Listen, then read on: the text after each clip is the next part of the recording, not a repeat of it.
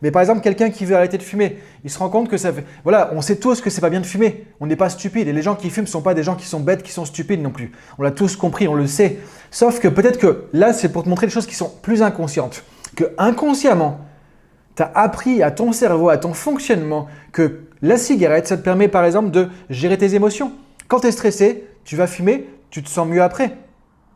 Quand tu as une colère, par exemple, tu te mets en colère par rapport à quelque chose, bah, tu vas fumer, ça va te détendre. Par exemple, tu te dis peut-être qu'il y a une frustration, bah, tu vas fumer une cigarette et tu sens que ça y est, tu passes le truc. Donc les avantages finalement à garder la cigarette, c'est quoi? Bah, c'est la gestion des émotions. Encore une fois, ce n'est pas une réalité.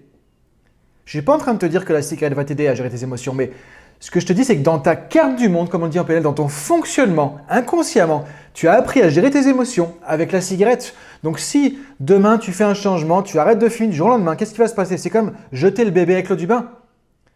Tu balances ton paquet de cigarettes et tu dis « ouais, ça y est, je suis quelqu'un de libre, j'ai arrêté de fumer, je suis bien dans ma vie, je suis sain, etc. » Et là, quand tu as des émotions négatives qui viennent, ton système il dit « mais là, mode panique, qu'est-ce qu'on fait? Qu'est-ce qui se passe? Comment je fais pour gérer mon stress, mes émotions, ma frustration, ma colère ?» Et au bout d'un moment, tu commences à être en panique et qu'est-ce qui se passe?